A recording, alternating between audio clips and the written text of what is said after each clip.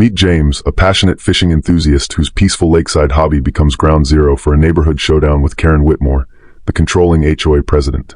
Their collision course over lake access ignites a power struggle that nobody in their quiet suburban community could have anticipated. Before we dive deeper into this remarkable story, we'd love to hear from you. Have you ever faced unreasonable HOA rules or neighborhood disputes? Drop your experiences in the comments below. If you enjoy stories about everyday people standing up to overbearing authorities, hit that subscribe button to join our HOA Diary community. Each week, we bring you authentic tales of neighborhood conflicts and their unexpected resolutions. Your subscription helps us continue sharing these compelling stories of ordinary people facing extraordinary circumstances in their own communities. What begins as a simple dispute over fishing rights quickly transforms into a full-blown community crisis. When Karen delivers her ultimatum banning James from his beloved fishing spot, his response will leave the entire neighborhood stunned and change the balance of power forever. Maple Creek Estates stands as a model of suburban perfection. Rows of pristine homes with manicured lawns, carefully pruned hedges, and coordinated mailboxes that reflect the community's dedication to uniformity. The streets curve in graceful arcs around the crown jewel of the development, a 5-acre lake that glimmers like a sapphire amid the surrounding greenery. Unlike the rigid symmetry of the homes, the lake offers a touch of natural beauty with its irregular shoreline, gentle cattails, and occasional visiting waterfowl.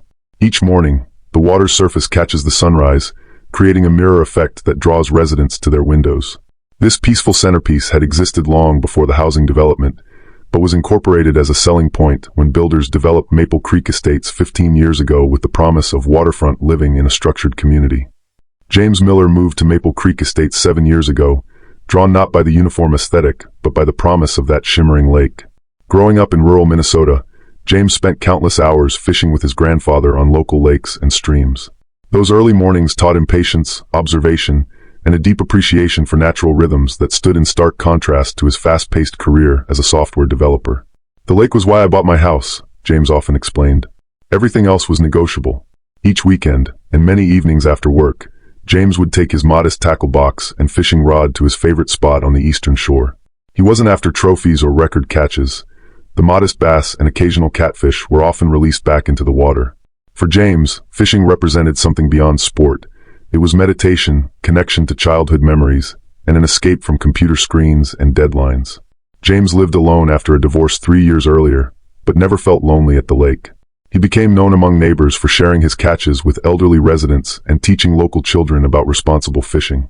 His small backyard smoker became famous for transforming ordinary fish into neighborhood delicacies that he freely shared at impromptu gatherings. Before the HOA rules tightened, the lake served as Maple Creek's social hub. Summer brought floating rafts of teenagers soaking up sun, while families gathered for weekend picnics along its banks. Winter transformed the surface into an unofficial skating rink, complete with impromptu hockey games and couples gliding hand in hand across the ice. The community calendar once revolved around Lake Centered traditions. The 4th of July floating lantern release, the August fishing derby that James helped organize, and the Labor Day last splash, where even the most reserved neighbors joined the community swim. Beyond recreation, the lake provided practical benefits too. Property values in Maple Creek remained stable during economic downturns, largely due to the desirable waterfront location. Real estate agents highlighted the lake in every listing, noting its clean water and abundant fish population. Most importantly, the lake represented freedom within the otherwise structured community, a place where residents could express themselves through fishing, boating, swimming, or simply sitting in contemplation. It was, as the original community charter stated, the heart of Maple Creek, to be enjoyed equally by all residents with respect for nature and neighbors. Karen Whitmore arrived in Maple Creek Estates 5 years ago, immediately noticeable with her precisely highlighted blonde bob and perpetual clipboard. A former corporate middle manager who left her career to focus on family, Karen quickly found a new outlet for her organizational zeal in community governance. Her home stood out even in this meticulously maintained neighborhood, the lawn measured to regulation height, windows gleaming without a single smudge, and seasonal decorations deployed exactly 1 week before each holiday. Karen's conversations inevitably steered toward property values and rule enforcement. She carried the HOA handbook like others might carry a cherished novel, frequently quoting specific bylaws and regulations. Her voice, a carefully modulated tone that nonetheless commanded attention, could silence casual conversations at community gatherings. "Rules exist for a reason," became her unofficial motto, delivered with unwavering conviction. Despite her rigid exterior, Karen wasn't without charm. Her memory for details extended to neighbors' birthdays and children's achievements. Her holiday parties were immaculately executed, if somewhat lacking in spontaneity. What most neighbors noticed, however, was her unfailing dedication to maintaining what she called the Maple Creek Standard, a vision of suburban perfection that increasingly dominated community discourse. Karen's ascension to HOA presidency came during a period of low community engagement. The previous board had grown complacent, with meetings sparsely attended and positions filled by reluctant volunteers. Karen changed this by methodically building support among older residents concerned about declining standards. Her campaign promised renewal and restoration through modernized bylaws, enhanced community aesthetics, and stricter enforcement mechanisms. Her detailed PowerPoint presentations and professionally printed flyers stood in stark contrast to the casual approach of previous board members.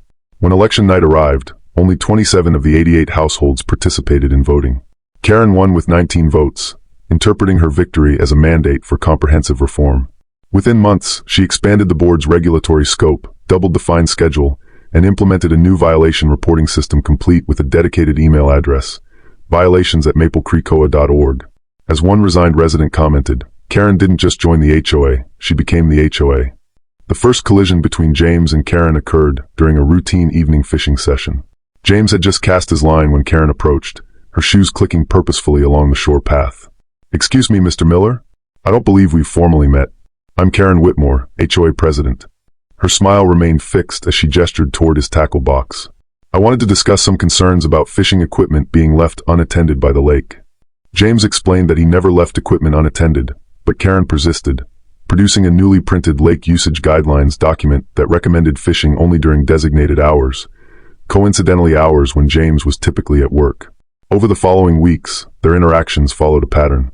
James would be enjoying his peaceful hobby when Karen would appear with a new concern: the possibility of hooks endangering waterfowl, the unsightliness of his tackle box, or the potential disruption his presence caused homeowners enjoying lake views. James initially responded with good-natured explanations. He used barbless hooks to protect wildlife, kept his equipment in a modest tackle box, and maintained a respectful distance from lakefront homes. He even invited Karen to join him fishing, an offer met with a tight smile and polite refusal. The community noticed the tension. Some neighbors warned James about Karen's growing list of enforcement successes: the Johnson family forced to remove their basketball hoop, the Garcias prohibited wind chimes, and the newly restricted hours for children at the community code playground. "She's just getting started," one neighbor cautioned as James packed up his fishing gear after another shortened session following Karen's latest interruption, this time about excessive splashing when he reeled in a catch. Dawn at Maple Creek Lake belonged to James. His routine never varied. Up before sunrise, thermos of black coffee in hand, tackle box and rod carefully prepared the night before. By 5:30 a.m., he would settle into his favorite spot where a natural indent in the shoreline created the perfect casting position. James fished with quiet reverence. No music, no phone calls, just the gentle sound of water lapping against the shore and occasional birdsong. He kept a small journal noting weather conditions, water clarity, and catches, building a personal almanac of the lake's patterns. "Morning fishing isn't just about catching fish," he once explained to a curious neighbor. "It's about being present for the day's beginning." After each session, James followed a strict cleanup protocol. Any fallen line was collected, his area inspected for hooks or debris, and his spot left pristine, often cleaner than when he arrived. This respect for the environment reflected his grandfather's teachings: leave only ripples, take only memories. The confrontation that sparked their war occurred on a tranquil Saturday morning. James had just landed a respectable 3-pound bass when Karen's voice cut through the morning stillness. "Mr. Miller, we need to discuss your fishing activities." James turned to find Karen standing with arms crossed, a file folder labeled Lake Regulations tucked under one arm. "Good morning, Karen. Beautiful day, isn't it?" James replied, carefully unhooking the bass. "Several residents have complained about fishing lines endangering waterfowl and the unpleasant odor of fish on community property," Karen stated, ignoring his greeting. "Furthermore, I've noticed you're here almost daily, which constitutes excessive usage of a shared amenity." James gently released the bass back into the water. "I've been fishing here for years without complaints. I'm careful with my equipment and always clean up." Karen's expression hardened. The HOA board has been reconsidering appropriate lake usage. This isn't a public fishing hole, it's a premium visual feature of our community. When James pointed out that fishing was explicitly permitted in the original community documents, Karen smiled thinly. "Documents can be amended, Mr. Miller. Times change, communities evolve. Perhaps your hobby would be better suited to public parks rather than our residential amenity." James watched her walk away, her heels punching tiny divots into the manicured grass, and felt something shift in his normally peaceful relationship with the lake. The following Tuesday, residents found laminated notices attached to their mailboxes. Updated lake usage policies, effective immediately. The new rules transformed the lake from recreational space to essentially a visual backdrop. Fishing was restricted to Tuesdays and Thursdays between 10 a.m. and 2 p.m., precisely when most residents were at work. Swimming was limited to weekends with a new noise control policy. No watercraft were permitted, effectively ending the community's tradition of small kayaks and paddle boards. Most notably, a new Lake Aesthetics Committee would conduct weekly shoreline inspections, with violations resulting in immediate fines starting at $75. At an emergency board meeting, scheduled during working hours when many couldn't attend, Karen presented charts showing potential property value increases from transforming the lake into a controlled aesthetic asset. Despite minimal attendance, the board approved all changes with only one dissenting vote. Those who questioned the process received Karen's standardized response. These changes protect all our investments. If you prefer unrestricted lake access, perhaps communities with lower standards would better suit your lifestyle. James initially approached the conflict with diplomatic optimism. He requested a private meeting with Karen, arriving with a carefully prepared folder of documents. The original community charter highlighting recreational lake use, environmental studies showing responsible fishing actually benefited lake health, and signed statements from neighbors who enjoyed his occasional fresh fish gifts. I understand your concerns about community standards, James began, but fishing has been part of this lake's identity since before our homes were built. Karen listened with practiced patience, tapping her pen against her notepad. While I appreciate your thoroughness, Mr. Miller, sentiment doesn't override progress. Our community is evolving. James then proposed a compromise. He would limit his fishing to early mornings before most residents were awake, use only certain designated areas, and even volunteer to monitor lake health with quarterly water testing. I've invested in this community too, James explained. The lake isn't just scenery to me. It's a living part of why I chose to live here. Karen's response was polite but unmoved. The board has determined that active use of the lake detracts from its aesthetic value. Your personal attachment, while touching, doesn't outweigh collective property interests. The July HOA meeting drew unprecedented attendance. The community room at the local library overflowed with residents, many standing along walls after chairs ran out. Karen seemed momentarily startled by the turnout before regaining her composure.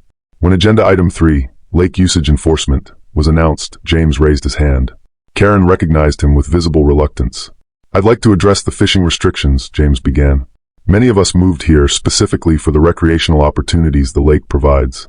These new rules effectively eliminate those opportunities for working residents. Several neighbors nodded in agreement. Encouraged, James continued, I've gathered signatures from 43 households requesting reconsideration of these policies. Karen's smile tightened as she examined the petition. While we appreciate community input, the board has authority to implement policies protecting property values. Our consulting realtor confirms that ornamental water features increase home values more than recreational ones. An older resident, Mr. Davidson, stood up. I've lived here 12 years, and that lake has always been for enjoying, not just looking at. My grandkids learned to fish there. The rules have been established, Karen replied. We can't have individual exceptions. James countered. This isn't about exceptions. It's about maintaining the community character that attracted us here in the first place. The room erupted in competing voices. Some supported the stricter rules, citing concerns about decreasing standards, while others defended traditional lake activities. Karen abruptly called for order. The board has made its decision based on professional consultation. This discussion is closed. She pointedly moved to the next agenda item despite multiple raised hands. 3 days after the contentious meeting, James arrived at the lake for an early morning session within the new restricted hours. He found a laminated notice posted on a stake directly at his usual fishing spot. Fishing privileges suspended pending review. That afternoon, an official HOA notice arrived at his door. The letter, bearing Karen's signature and official HOA stamp, outlined a new emergency measure. Due to continued violations and community disruption, all fishing activities are temporarily suspended. Environmental consultants will evaluate potential ecological impact from previous unchecked fishing. During this evaluation period, approaching within 15 feet of the shoreline with fishing equipment will result in an immediate $250 fine. Second violations will incur a $500 penalty. The letter concluded with a personal note in Karen's handwriting. Mr. Miller, your persistent disregard for evolving community standards leaves us no choice but to take decisive action. The lake exists for the enjoyment of all residents, through appropriate, approved activities only. I suggest you explore public fishing locations outside our community. This matter is not open for further discussion. KW. The fishing ban hit James like a physical blow. His morning ritual, that peaceful communion with nature, had been stripped away by administrative decree. For the first time since moving to Maple Creek, he considered selling his home. This isn't just about fishing anymore, he confided to his neighbor Mike. It's about one person deciding how everyone else should live. James spent sleepless nights weighing options. He researched HOA legal challenges, but attorneys quoted expensive fees with uncertain outcomes. He considered gathering more community support, but Karen's intimidation tactics had silenced many potential allies. One evening, pacing his back deck with a view of the forbidden lake, James remembered something his grandfather used to say. Sometimes the only way to change the rules is to become the rule maker. The phrase stuck with him, sparking an idea that seemed simultaneously impossible and perfect. The revelation came through an unexpected channel. James attended a county land use committee meeting, hoping to find leverage against the HOA restrictions. During public comments, an elderly gentleman mentioned ongoing negotiations about the parcel including the lake at Maple Creek Estates. After the meeting, James approached the speaker, introducing himself as a Maple Creek resident. The man, Walter Jenkins, explained he was a retired county surveyor. Most folks don't realize it, but that lake and about 30 feet of surrounding shoreline was never deeded to the HOA, Jenkins explained. The developer retained ownership, planning to build a clubhouse that never materialized. Further investigation revealed the surprising truth. Lakeside Development Corporation still owned the water body and its immediate shoreline. More surprisingly, after filing for bankruptcy, the company's assets, including the lake, were being liquidated through a quiet auction process ending in 2 weeks. It's being sold as a non-essential asset, the bankruptcy trustee confirmed when James called. Minimum bid starts at $85,000. James's first reaction was disbelief, followed quickly by determination. The lake that Karen sought to control wasn't even HOA property. The irony was almost too perfect. Reality soon tempered his enthusiasm. While successful in his career, $85,000 represented most of his savings. He consulted a real estate attorney who confirmed. The parcel description clearly includes the water body and shoreline buffer. Ownership would give you considerable control, though some easements exist for drainage and utilities. The attorney cautioned that ownership would bring responsibilities, liability insurance, maintenance obligations, and potential conflicts with neighbors. You'd essentially become the landlord of the community's central feature, she warned. For 3 days, James analyzed finances, projected costs, and considered long-term implications. He liquidated some investments and arranged a small personal loan to cover the purchase and initial expenses. On decision day, James sat beside the lake, staying beyond the 15-foot boundary, and watched the sunset reflect on the water he'd been forbidden to touch. The magnitude of his plan settled over him. This wasn't just about reclaiming his fishing spot. It was about restoring balance to a community that had lost its way. Sometimes, he thought, echoing his grandfather's wisdom, you have to make a bold move to protect what matters. The auction process proved surprisingly straightforward. James submitted his bid, $92,500, slightly above the minimum to discourage competition, along with proof of funds and required paperwork. 1 week of anxious waiting followed, during which he second-guessed his decision hourly. The call came on a Tuesday afternoon. Congratulations, Mr. Miller. Your bid has been accepted as the sole qualified offer, the bankruptcy trustee informed him. We can close as soon as funds clear. The closing occurred in a modest law office downtown. James signed dozens of documents, each transferring a piece of local geography into his name. Lake Maple Creek, water body, and surrounding shoreline buffer zone extending 30 feet from the high water mark, approximately 5.3 acres total. When the final document was signed, the attorney handed James a commemorative pen and a thick folder containing surveys, environmental reports, and the deed. Interesting purchase, the attorney commented. Most individuals don't buy lakes. James smiled. Most lakes don't need rescuing. James chose a community-wide approach for his announcement. He mailed professionally printed letters to every household, including a copy of the deed and a simple message. I'm pleased to inform you that Lake Maple Creek is now privately owned by a resident who values both its beauty and recreational potential. An open community meeting will be held Saturday at 10 a.m. by the lake to discuss future access policies. He deliberately avoided signing his name, wanting neighbors to attend without preconceptions. Saturday morning arrived with perfect weather. James arrived early, setting up a folding table with coffee, donuts, and copies of his ownership documentation. As residents gathered, curious expressions turned to shock when James stepped forward as the new owner. I know this is unexpected, he began, addressing the growing crowd. I purchased the lake because I believe it should remain accessible for responsible enjoyment by everyone in our community. James outlined his vision. Reasonable fishing access would return, swimming would be permitted during daylight hours, and non-motorized watercraft would be welcomed again. He proposed forming a voluntary lake committee to help establish balanced guidelines that respected both recreational users and shoreline homeowners. The lake isn't just a pretty backdrop, he concluded. It's meant to be part of our lives, not just our view. I hope we can work together to make it something we all treasure again. Karen arrived midway through James's presentation, her face transitioning from confusion to disbelief to cold fury as comprehension dawned. She pushed through the crowd, clutching her ever-present HOA binder. "This is completely unacceptable," she interrupted, voice rising above the murmurs of the crowd. "The lake is a community asset under HOA jurisdiction." James calmly held up the deed. "Actually, Karen, the lake was never HOA property. It belonged to the original developer and has now been legally purchased by me." Karen's composure cracked momentarily before she rallied. "Our community covenants clearly state that the HOA regulates all shared spaces. This stunt undermines years of careful oversight." "The covenants apply to HOA property," James countered. "As the deed shows, the lake and shoreline buffer were never deeded to the HOA." Karen turned to address the gathering neighbors. "This is a clear attempt to circumvent proper community governance. The board will be consulting our attorneys immediately. I strongly advise everyone to avoid any activities on the water until this matter is resolved." Several neighbors exchanged glances, some hiding smiles. A retired judge who lived on the North Shore spoke up. "I've reviewed the documents. Mr. Miller's purchase appears completely legitimate." Karen's lips pressed into a thin white line. She pulled out her phone and stepped away, frantically dialing. Over her shoulder, she called to James. "This isn't over. You can't just buy your way around rules and regulations." As Karen stalked away, James noticed something unexpected. Several neighbors gave him subtle thumbs-up gestures or appreciative nods. For the first time since the conflict began, he felt the community balance shifting. James never intended to keep the lake from the community, only to restore balance to how it was governed. His strategy targeted the HOA's overreach rather than his neighbors' enjoyment.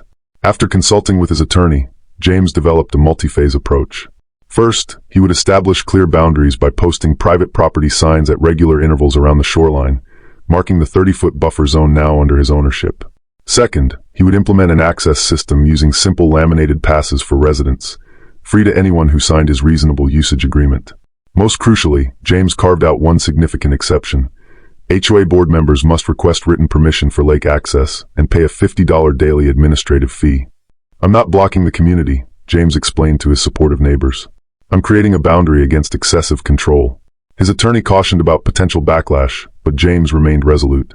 Sometimes you need to create temporary restrictions to ultimately ensure freedom. The transformation began early Monday morning. Professional surveyors marked the property boundaries while workers installed tasteful wooden signs reading Lake Maple Creek, private property, resident access welcomed with pass. James established a simple website where residents could download and print temporary access passes while he prepared permanent ones. His usage agreement contained just 5 reasonable guidelines: no littering, respect for wildlife, consideration of noise levels, safety precautions for children, and a prohibition on motorized watercraft. By week's end, James had distributed bright blue Lake Maple Creek access passes to nearly every household, conspicuously excluding board members. He reinstated the annual fishing derby, scheduled a community cleanup day, and announced plans for floating dock improvements. Most meaningfully, James restored dawn fishing hours, returning to his beloved routine while welcoming others to join him. "The lake is open from sunrise to sunset," his new policy stated, "for all who respect it." The community reaction revealed a clear divide. Most residents quickly secured their passes, delighted by the return to recreational use. Children reappeared with fishing poles and inflatable rafts. Several longtime residents thanked James personally for bringing the neighborhood back to life.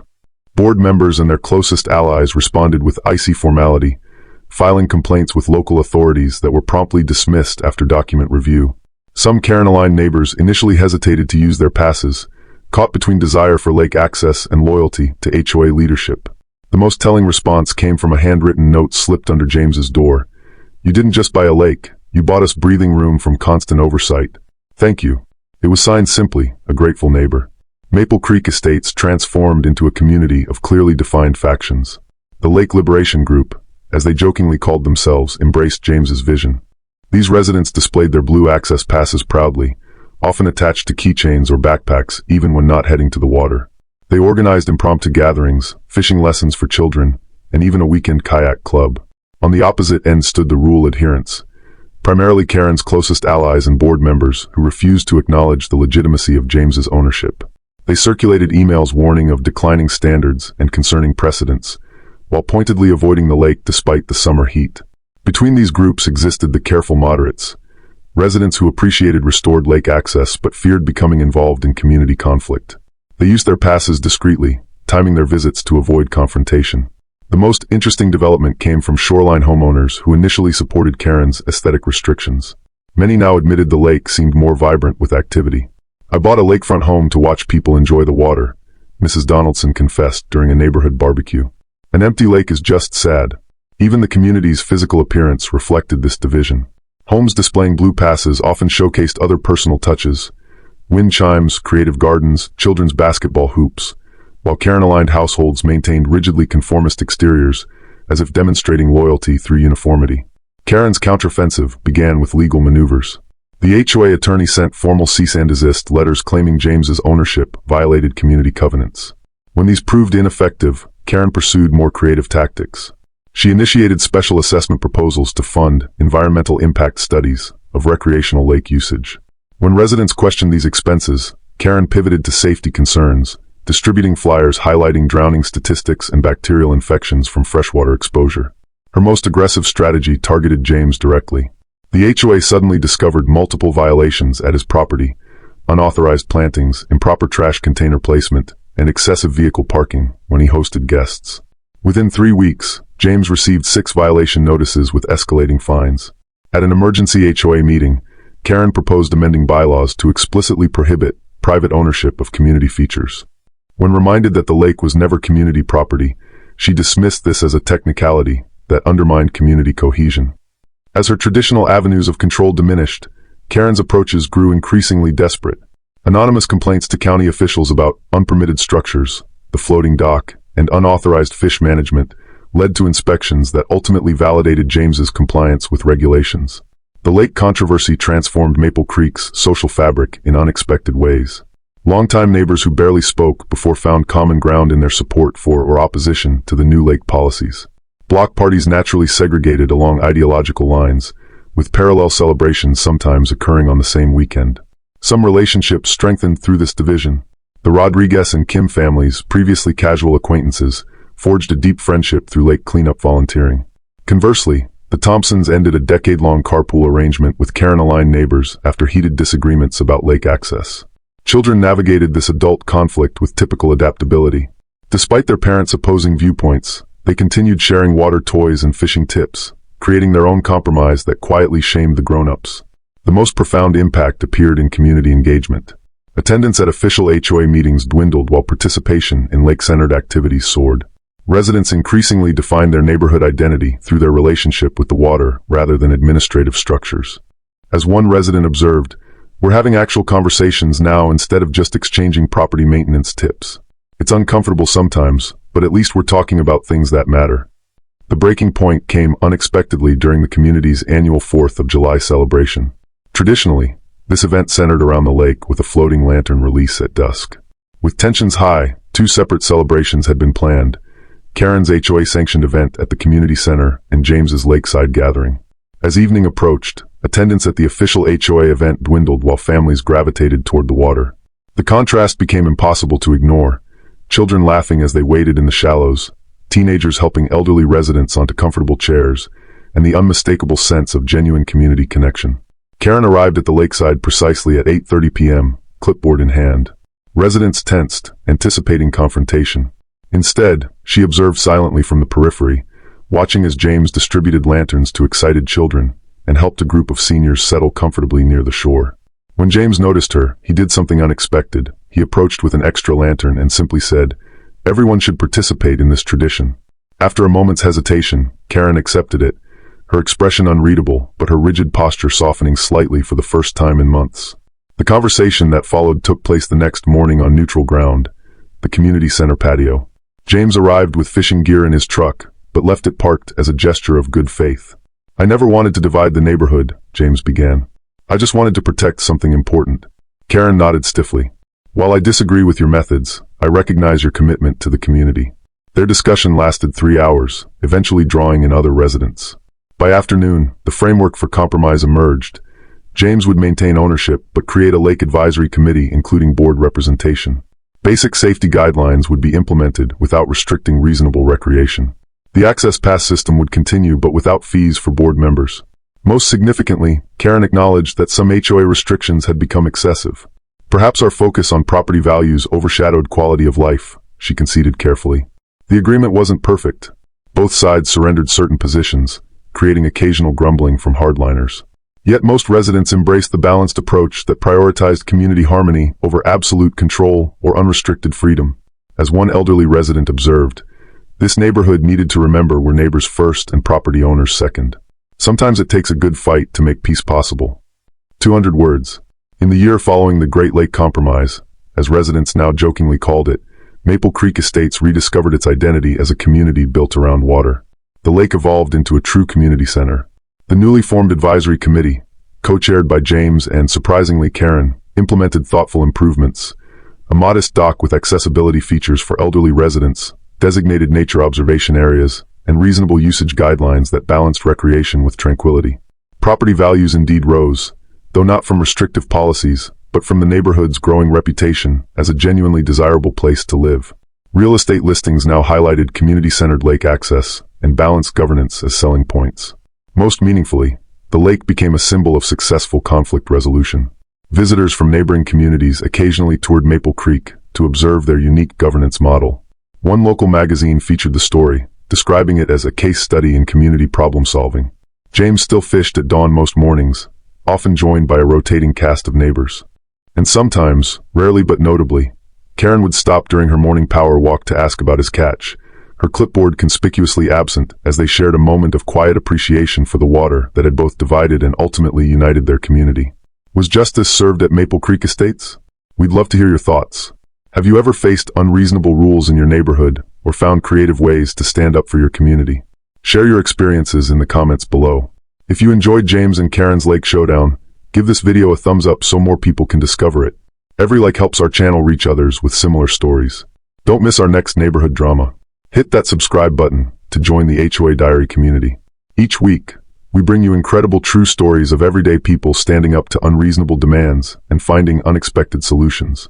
Know someone dealing with their own HOA nightmare? Share this video with them for a little inspiration and maybe a strategy or two. Thanks for watching, and remember, sometimes buying the lake is the perfect response to someone trying to control your fishing spot.